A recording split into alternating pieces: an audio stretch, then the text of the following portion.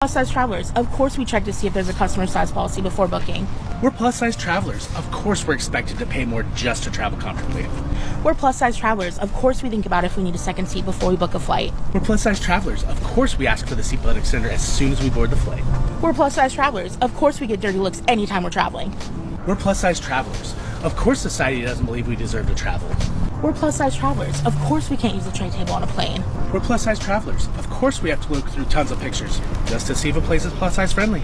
We're plus size travelers, of course we have to walk sideways down the plane aisle to make sure we don't hit you with our ass. We're plus size travelers. Of course we can't use the airplane lavatory comfortably. We're plus size travelers, of course we have to do hours of research just to go somewhere. We're plus size travelers. Of course we use apps like Seat Guru to navigate travel in a bigger body. We're plus size travelers, of course we check the weight limits on like almost everything. We're plus size travelers. Of course we have to worry about weight-based discrimination. We're plus size travelers, of course we bring compression socks on all of our trips. We're plus size travelers. Of course we can't find our sizes in souvenir shops. We're plus size travelers, of course we get an extra pat down at security.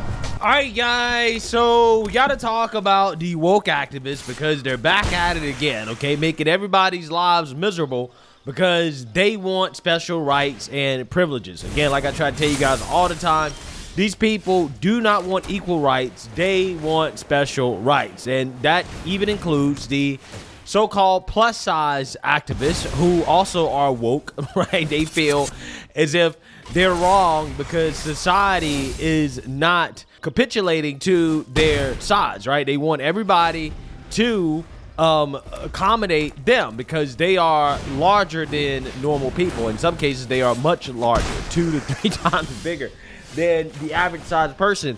So therefore everybody has to accommodate them. Again, this is no different than the woke activists when it comes to race or the woke activists when it comes to gender or sexuality. They're all the same, okay? They all want special rights and privileges.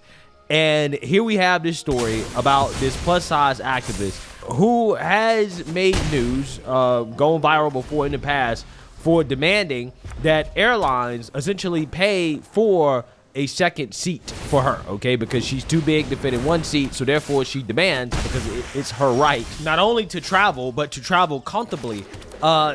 She demands that, hey, you have to pay for a second seat or else you are fat phobic, okay? You are discriminating against me because of my race, therefore, you need to pay for a second seat so that I can travel comfortably, although, you know, I am much larger than the average person, not because of anything that they can't help, but simply because they just want to be larger than everybody else, right? They feel good about that, okay? So with that being said, what this woman also is demanding is that if you see her walking on a plane, you have to give her a wheelchair, right? She automatically requires wheelchair assistance because she doesn't want to walk down the tunnel to get on the plane. And she got mad and upset and boohoo, whine, and cried discrimination because one of the airport employees refused to put her in a wheelchair and made her walk, right?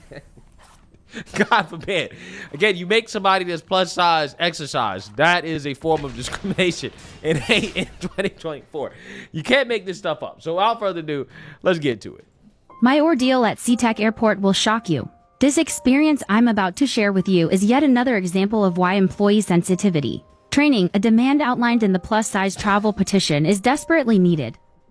I'm a plus-size wheelchair user, and on a recent flight to the SeaTac Airport, I requested wheelchair assistance, as I always do. When it came time for me to deplane, I saw the employee who would be assisting me with my wheelchair waiting for me in the entry of the jet bridge. As I approached her and she realized she'd be assisting me and not one of the smaller passengers, she started to walk away with the wheelchair while making comments about my size. Even when I told her I really needed the chair and needed her to let me sit down in it, she blatantly ignored me and kept walking. I was then forced to walk up one of the longest jet bridges I've encountered, and she didn't stop. By the time she let me reach the wheelchair and sit down, my lips were white. My oxygen levels had dropped and I almost fainted. This was my first time flying without oxygen. This woman just assumed I could walk and would rather me do that, instead of her having to push someone my size up the jet bridge. All the other attendants wheeled their passengers up the jet bridge, but my needs were disregarded. This is discrimination. Nobody should be treated this way. Share your story at change.org/size travel. Bruh, I done seen it all, dog. I done seen it all. I have seen it all. Wow. Incredible, guys. Absolutely incredible. So, again, what this woman is doing is that she's demanding that these airport employees be retrained, right? Reprogrammed to understand that, hey, if you see somebody like her walking down the tunnel to get on the plane, that you need to give her a wheelchair. Don't just assume that she can walk, okay? Even though it seems as if she can walk perfectly fine, right? It seems as if she's just making a choice not to walk, right? Even though I would argue that this airport employee, by making her walk, actually did her a favor, right?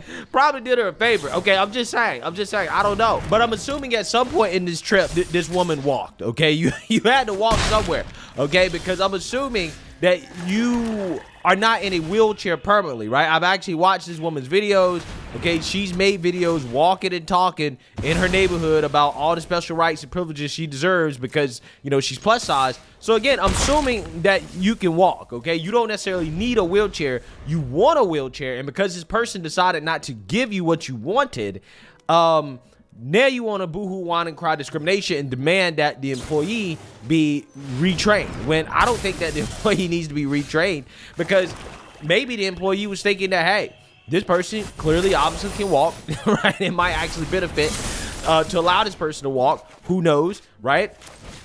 But also you have the elderly. You have people who legitimately can't walk, who legitimately do need the help, and they're limited resources, right? They're not an unlimited amount of wheelchairs. You got to save the wheelchairs and the resources for the people who actually really need them, which are the elderly, okay? Which are people who really are so disabled that they can't walk. The fact that you walked on the plane, you probably walked in the airport, and you do have the ability to walk, like you clearly can walk.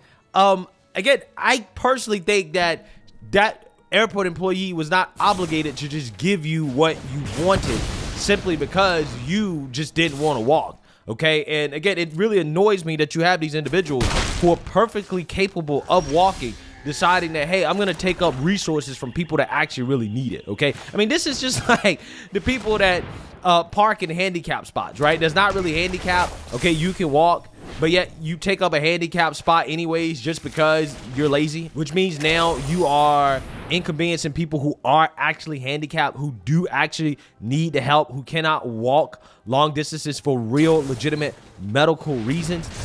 Yeah, you are doing a disservice to that person because of your own selfishness, right? Because you're lazy and you feel like you're entitled to something that you're not actually really entitled to, okay?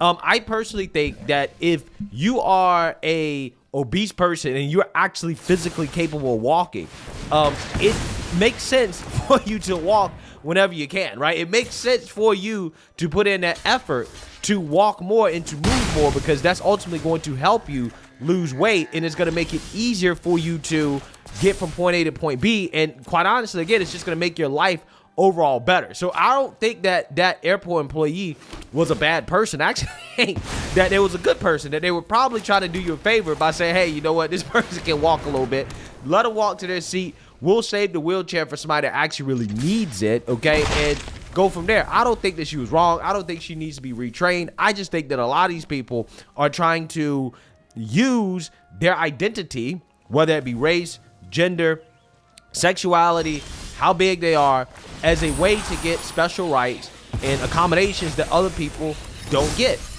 That's exactly what's happening here.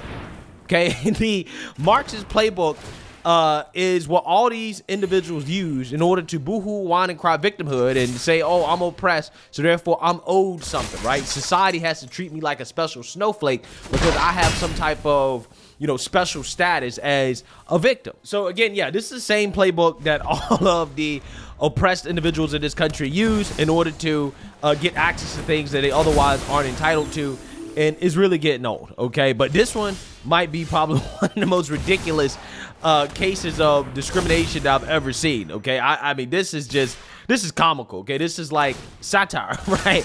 I can't believe that this is real. Let me know what you guys think. Make sure you like, comment, and subscribe. Most importantly, share a Black conservative perspective. Peace.